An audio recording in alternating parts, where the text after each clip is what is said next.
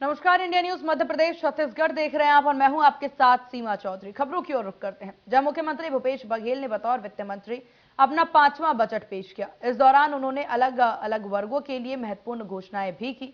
छत्तीसगढ़ के लोगों ने भी भरोसे का बजट इसे बताया। इसके दूसरे सेगमेंट में आपको ये भी दिखाएंगे कि उसके पहले मुख्यमंत्री भूपेश बघेल ने इंडिया न्यूज से खास बातचीत के दौरान क्या कुछ कहा।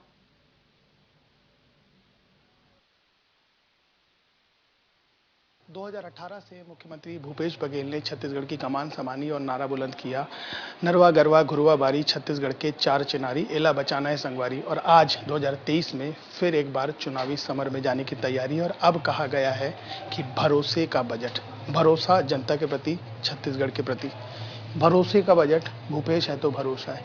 कैसे इसको जनता के बीच ले जाएंगे और कैसे ये आगे बढ़ेगा?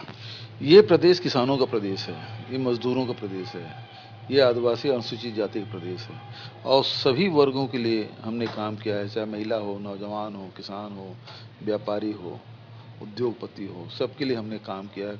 ऐसा कोई क्षेत्र नहीं है जिसको हमने छोड़ा हो और सबके लिए योजनाएं बनाई और सब इसका लाभ उठा पा रहे हैं। और यही कारण है कि आज चाहे किसान हो, मजदूर हो, किसान है ऋण के भार से मुक्त है। आज नए नई योजनाएं वो लोग अपने सपने साकार कर रहे हैं। उसी प्रकार से लघु उपज की खरीदी भी सबसे ज़्यादा इस प्रदेश में हो रहा है, उसका लाभ हमारे जंगल में रहने वाले भाई बहन उठा पा रहे हैं। तो सबके आय की व्यवस्था हमने की, गौपालकों के आय की व्यवस्था की।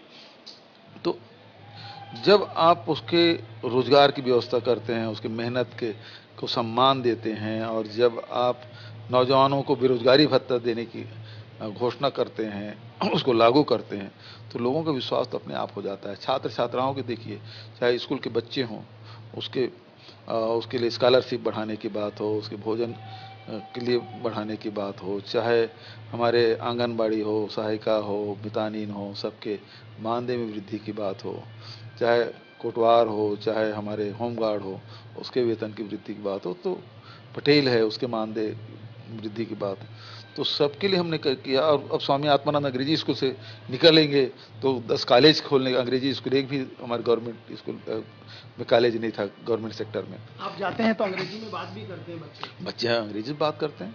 मैं छत्तीसगढ़ी में सवाल पूछता हूँ, अंग्रेजी में जवाब देते हैं। कितना अच्छा लगता है कि हमारे बच्चे हैं वो फराटेदार अंग्रेजी बोल रहे हैं। तो आने वाली जो पीढ़ी है वो किसी भाषा के कारण से हमारे बच्चे हीन भावना का शिकार नहीं होंगे। कहते हैं किसान एक अच्छा अर्थशास्त्री नहीं हो सकता। आज आपने उसको भी ध्वस्त कर दिया, क्योंकि आप भी स्वयं किसान हैं, किसान परिवार से आते हैं। आज का जो बजट है उसने उन धारणाओं को भी ध्वस्त करके रख दिया कि किसान एक अच्छा अर्थशास्त्री है। आपने इसको साबित कर दिया। जी हाँ, हमने वित्तीय अनुशासन बना के रखा, आय में वृद्धि की और 121 करोड़ का हमने बजट प्रस्तुत किया। तो 1,21,000 करोड़ क्षमा चाहूँगा। और इसमें सबसे बड़ी बात ये है कि अभी तक के 6 मार्च है आज, और अभी तक के हमने बाजार से ऋण नहीं लिया। 2011 के बाद ये पहली बार ऐसा हुआ है। और FRBM एक्ट के अंडर ही हमारे शायद कुछ 2.99% है, जो 3% भारत सरकार ने तय किया है, उसके अंडर ही हमारा सब कुछ है।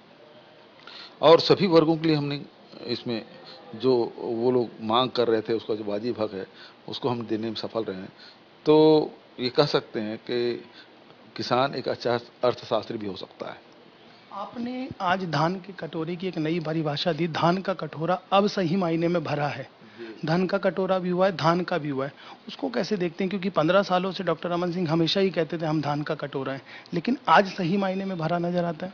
देखिए, छत्तीसगढ़ को धान का कटोरा कहा जाता है क्योंकि किसान धान ही ज़्यादा उपज लेते थे, लेकिन किसान है वो कर्ज में दबे थे।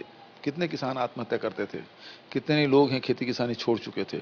और रमन सिंह के समय में आप देखेंगे 2017 में 12 लाख किसान ही सोसाइटियों में रजिस्टर कराए थे। आज 23-23.5 लाख किसान रजिस्ट्रेशन कराए हैं। उस समय 56 लाख मीट्रिक टन धान खरीदी होती थी, ये बढ़ के 107 लाख मीट्रिक टन धान की खरीदी हमने किया। मतलब दोनों दुगुने के आसपास हैं। तो रिवर्स माइग्रेशन, जो गांव से पलायन होकर शहर में आते थे, अब जो शहर में आ गए थे वो खेती किसानी की तरफ लौटे हैं। जो अधिया रेघा वगैरह देते थे, बटाई में देते थे, अब वो खुद किसानी करने लगे हैं। तो किसानी अब लाभ का धंधा हुआ है। तो अब ये धान का कटोरा ही नहीं बल्कि धन का कटोरा हो गया है। श्रमिकों के लिए जो हमने 7,000 रुपया प्रति वर्ष किया है, उसको विस्तार देते हुए अब नगर पंचायत को भी जोड़ दिया है। तो शिक्षा है, स्वास्थ्य है, रोजगार है, इसके तरफ मेडिकल कॉलेज 4 बढ़ा दिए, हमारे कार्यकाल में 8 मेडिकल कॉलेज। तो ये बड़ी बात है, चिकित्सा क्षेत्र में भी एक मील का पत्थर साबित होगा। तो कोशिश यही है कि सब क्षेत्र में काम करें, संस्कृति को भी बढ़ावा देने का काम करें।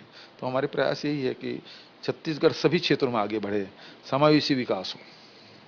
मुख्यमंत्री भूपेश बघेल वर्सेस भारतीय जनता पार्टी हो चुका है मौजूदा स्थिति में। आज आपका जो ब्रीफ केस था उसमें कामधेनु थी, साथ में एक बछड़ा था। गाय की बात बस बात होती थी, राजनीति होती थी, वोट बैंक होता था। एक तरफ छत्तीसगढ़ महतारी, एक तरफ कामधेनु। आपने वो भी छीन लिया। आप चाह क्या रहे हैं उनसे? देखिए, वो केवल नारे लगाते थे और उससे वोट लेते थे। हम काम करते हैं और उसके काम करने के एवज में वोट मांगेंगे। जो हमने किया छत्तीसगढ़ के लिए, किसानों के लिए, मजदूरों के लिए, नौजवानों के लिए, बच्चों के लिए, महिलाओं के लिए, जंगलों में रहने वाले लोगों के लिए, सरकारी नौकरी में जो हैं उनके ओल्ड पेंशन स्कीम की मांग कर रहे थे, ये लोग तो कभी नहीं देंगे। हमने दिया, उसको लागू कर दिया। तो सब वर्गों में हमने काम किया है, उस आधार पर हम वोट मांगेंगे। ये केवल भावनात्मक नारा भर लगाते थे, काम कुछ नहीं करते थे। एक आखिरी सवाल है, अजय चंद्राकर कह रहे रेवड़ी एक चीज होती है, प्रधानमंत्री ने दिया था कि फ्री बांटो मतलब रेवड़ी। अजय चंद्राकर ने कहा ये बजट ना रेवड़ी है, ये तो बनारस की बर्फी मात्र है। न्यूज इंडिया के दर्शकों से मैं कहना चाहूँगा, जो छत्तीसगढ़ में लोग देख रहे हैं, हम किसानों को जो 2640 रुपये दे रहे हैं, 4000 प्रति मानक बोरा के दर से तेंदुपत्ता दे रहे हैं, 2 रुपये किलो में गोबर खरीद रहे हैं, 35 किलो चावल हर परिवार को दे रहे हैं,